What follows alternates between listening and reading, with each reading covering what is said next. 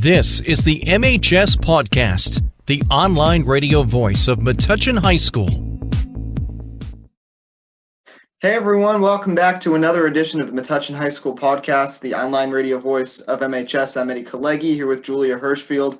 Great show planned for you today. First, we'll be joined by Coach Albanese. Not only is he a teacher over at Edgar Middle School, but he's also the coach of the Central Jersey Sectional Champion boys soccer team. We'll talk about their championship run that just capped off 2 weeks ago. And then Mr. Mazza will join us for a spotlight of the newspaper club, the Bulldog Bark. You won't want to miss that. Before that, here are the announcements from Julia Hirschfield. Thank you, Eddie. There is a Board of Education meeting on Tuesday, December 15th at 8 p.m. For parents whose children are on the hybrid schedule, please make sure that you pick up and drop off your child at the high school at the designated pickup drop-off point only. You cannot park past the traffic barrier. For any sophomores or juniors that would like to purchase a class ring, there is a link to the order form in the December Principal's newsletter.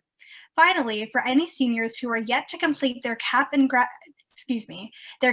gown measurements for graduation, try to do so as soon as possible. The form takes only a few minutes to fill out. It is also linked in the principal's newsletter, which can be found under the news tab on the high school website. That's all for announcements. Back to you, Eddie. Thank you, Julia. Let's move into our interview with Coach Albanese. Back in November, a successful fall season for all Metuchen teams reached its ultimate high point as the boys soccer team capped off an impressive campaign, becoming Central Jersey sectional champs with a home victory over the defending champion Rawway team. We're now joined by the coach of Metuchen boys soccer and an Edgar Middle School teacher and basketball coach. It's great to be joined by Mr. Ed Albanese. Thanks so much for joining us today. Thanks for letting me join in. Thanks, Eddie and Josh. So, how and when did you first become the boys varsity coach at the high school? My first year was 2015. I was a JV coach before that since 2004, and 2015 was my first official year as varsity. So this was, of course, an unprecedented season with everything with the coronavirus pandemic looming large. What were some of the biggest changes and challenges that the pandemic posed to the team, and how did you guys adjust? Well, it started back in when we started talking was back in May, and not being able to meet in person, meeting as a group was very tough. You know, one big Zoom of like 70 kids, and that was kind of the first time we really just kind of had to talk and say our goal was to be the best version of ourselves. We're not going to be able to get together as much, and we had to wait for protocols, but that was the beginning of the process. And I put a challenge out to the players to be physically and mentally ready if and when we do have a season. So we prepared like we were going to have it, but at the time we did not know. As a coach, I just had to believe that we were coming back, and I told them we would see the field to some extent. Obviously, we're very fortunate to have the season we had, but all we did was just control what we could control and be the best versions of ourselves. Was our setting the tone back in May, and it was great that we were in fact able to get through the whole season. Yeah, so last season was certainly tough. You guys, we finished with a record of 8-10-1. Could you elaborate a bit on the progression of some of the players, especially this year's seniors, in order to become the sectional champions? Definitely. This year we were senior leaders. Last season we hit a dry spell where we were winning, and then we lost a few in a row, and we couldn't come out of that hole. We lost a couple in a row last year, and we found ourselves on the wrong side of 1-goal games, a lot of 1-0 games. This year we even hit a small little skid of 3 games, but the senior leaders decided, that wasn't going to affect the season, having a losing streak. And I noticed that we were a whole team of leaders out there, and it showed on the field that they could execute game plans. They weren't worried about the score. I guess the concept of team was very vital this year, and maybe last year's team couldn't do it the way this senior class did. They played for each other, and that's kind of why we won. Be kind of beating the odds this year. So let's talk about that sectional championship game. I was there to call it, but it was a big game. So many people came. It was nice to see all the support from Metuchen. But take us through how you guys were able to, play in sync and ultimately get that game-winning goal from Jake Musmano to beat a Rahway team that was so tough, a former sectional champion just a year ago, and also took down EB Tech in that tournament, who were considered one of the top seeds and one of the favorites. Yeah, so Rahway, we lost to Rahway last year. It was an unfortunate game against Rahway last year in the Group 2 sectional. It was revenge on our mind, maybe a little bit, but I think it really came down to Jake. We grinded up until then, till his moment, and he was always in the right place at the right time all year. That was his mantra, and the team fought to that point. Why he was there and how he did what he did came up to Mike, and how Mike Piovoso did what he did, and even Kieran crossing it to get that magic moment. It really was right before we went out in the second half. I just told the players, it's about what you bring today and how you fill the Metuchen jersey, and every player kind of did their part, and Jake was just doing his role on the team by putting that away in the 60th minute. And it was unbelievable to watch the crowd celebrate and realize that a Group 2 championship was, possible. I think it was the first moment where we felt like it was going to happen. Mm-hmm. But the excitement, you get it, Josh. Oh, yeah. So, in my opinion, that goal pretty much epitomizes what team play was and pretty much how the boys played all season. And obviously, this team has had a lot of seniors, but there were many underclassmen that had significant varsity playing time this fall, and they made notable contributions to the team. So how can you guys use those underclassmen with varsity experience to come back strong next fall and maybe even try to repeat as sectional champs? As you mentioned, we did have some underclassmen out there, which hopefully they've learned from the senior years that we had. I think it's going to be a totally different team, and it's going to be a challenge because, once we scored that goal and the game ended and we won, right now it's a completely different team, and it really matters how are they committed. I think we have the nucleus in place of those young guys that have the experience of what it feels like to win a championship. What they don't know is how much harder it's going to be now that they won the championship. To be honest, I think to repeat will be twice as hard, and the kids that are there will have to realize that we need to actually work even harder to build another legacy for next year. But I'm hoping they just saw how this year's seniors team, they kind of led on and off the field, and they were about wearing the Metuchen jerseys with pride, and they learned from that. So I'm excited for those few players that will be on the field next year for us to see if they're up for that challenge. But it definitely will be a lot harder than they think. Mm-hmm. Well, nonetheless, with a fall season that was so, up in arms just to start with, the fact that you were not only able to get through the season but win a sectional championship, a great job for the boys soccer team, and Coach Albanese, best of luck heading into next season. I'm so happy with this. Like I said, really, really great moments, special moments that these guys will remember, that I'll remember, and we're very, very, very thankful for that, and to bring home the team's Group 2 championship. Well, that'll wrap up this interview. When we come back, Itai Geller and I will be joined by Mr. Mazza to spotlight the newspaper club. For Josh Hyman, I'm Eddie Kalegi. This is the Metuchen High School Podcast, the online radio voice of MHS. Having trouble seeing the board in class? Do you need safety glasses for your school sport? If you answered yes to either of these questions, head over to Optique Unique, the eyeglass store at 406 Main Street in Metuchen. Optique Unique does it all. Not only do they offer eyewear for all ages, they also sell sports-specific safety glasses for kids and adults. Call them at 732-321-2020. That's 732-321-2020, or visit OptiqueUnique.com. Do you want to build character, build confidence, or even build yourself? All that and more can be accomplished at the Black Belt Institute at 23 New Street, right here in Metuchen. Students of all ages have been able to learn respect, discipline, fitness, and self-defense from their experienced instructors for over 20 years. Whether you're an adult looking for stress reduction or know someone young who has interest in Taekwondo, the Black Belt Institute is the place to go. The Institute takes a fun approach at teaching the rules of self-defense, instilling in their students an I-can-do-it attitude. Interested in taking a class? Call them at 732-205-9797 or visit their website at blackbeltinst.com. Once again, that's 732-205-9797 or blackbeltinst.com. The Black Belt Institute, Metuchen's leader in martial arts and fitness. Welcome back to the Metuchen High School Podcast, the online radio voice of MHS. I'm Eddie Kalegi with Itai Geller.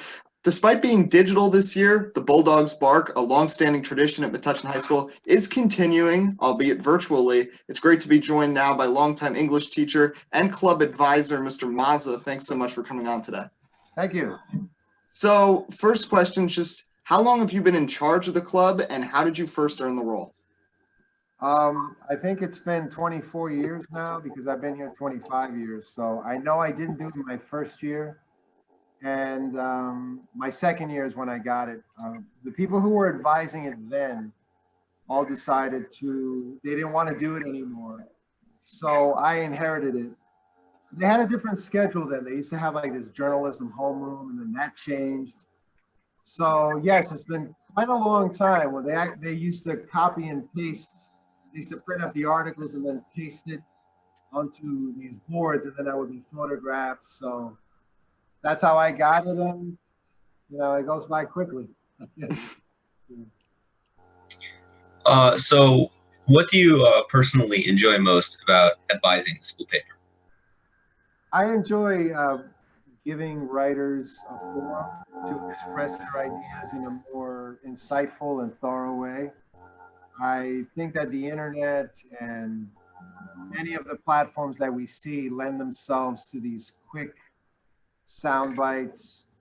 Some of them do not show much thought, they're impulsive. And I just think that it's important to also cultivate the reflective qualities of communication. And I just don't think you can do that without text.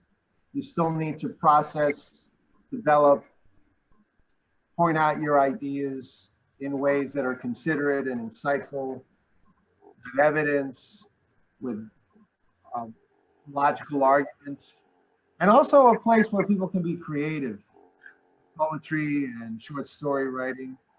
And I just don't see that being available to people as much as it used to be. So that's the part I like. When I happen to come across a talented writer in one of my classes, I encourage them to contribute.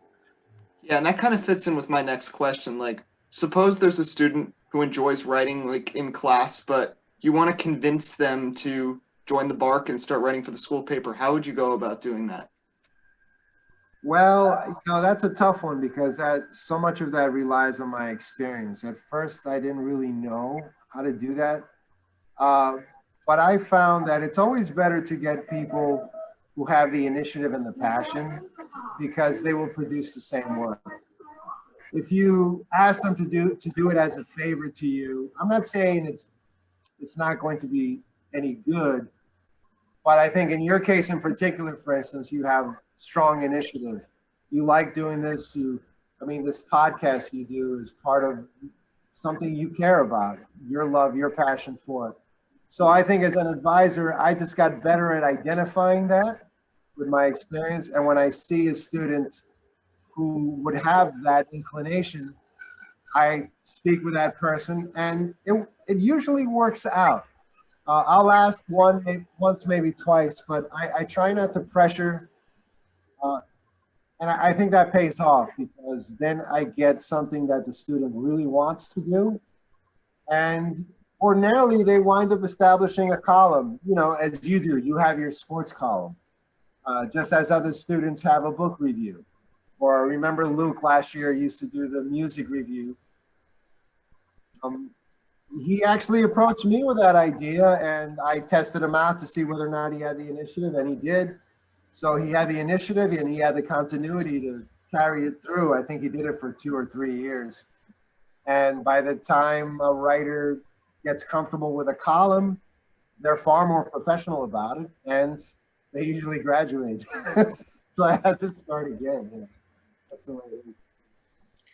Okay, so I understand that there's obviously no in-person meetings this year. So how have you guys adapted to the club being done virtually? And also, for those who are interested in reading the newspaper now that it isn't being distributed in school anymore, where can it be found? Well, I'll answer the second question first. I have it approved by Mr. Paragallo, and then I submit it to the office. They handle all the website postings, so it could be found on the main page, and there's a link through that. So I usually send out an email to the whole staff, and Eddie knows about it. As to the adaptation to the digital aspect of it, I think we've been doing that for a while, because prior to COVID, I was using a Google Classroom page so that I could accommodate the people who had 0 period. Because one of the problems was when I first took on this project, I noticed that many people could not meet after school because they all had sports. And so my first year, when I tried to have after school meetings, that didn't work out. So I quickly transferred over to meetings prior to class. That became a regular thing. Of course, I'm here so early every morning that if anybody really needs to see me, they can come in. But I still kept the 8 o'clock on Wednesdays. And right now with Eddie, we agreed that we could do every couple of weeks, we can touch base on Zoom. But we're always exchanging emails. So if there is a person who is interested in participating, all they have to do really is email me with an interest area. I'm always open to creative writers, illustrators, photographers. I try to, again, provide a platform that the other outlets do not provide. So if people like Twitter or Soundbite or whatever, I would urge them to join the paper if they like to write political editorials or commentary, if they like to write poetry. And yes, so email me if you're interested, or talk to Eddie, and we could easily meet. We could have a Zoom. So I think we've adapted to that, especially since I've had to do all the digital copying. For now, it's still not going to be printed up. So last thing I just want to touch on, obviously you've mentioned I'm the senior editor this year, and it's great that we've been able to get as many people as we have right now still writing for the paper, even though it's like, you know. There are a couple more joining, by the way. Yeah. Yeah. That's great to hear. So you mentioned like looking for creative writers and such. Right. What are some specific areas that you hope to find writers for going forward this year? Well, I think that, once again, I think that an outlet, say, for short fiction is an important thing to provide students with. I think in my experience in the last 5 to 10 years, I'm coming across people who are not indulging their imagination or not cultivating that creative side of writing. There's a lot of focus on the functional aspect of writing. So with the predominance of STEM in particular, I think people are focused on expository writing and the facts and being scientific and having evidence and how to refer to text. But I would like to see more reading happening. And I think that creative writers, fiction writers, most of the time are readers themselves. And I think that they use their reading to inspire their own work.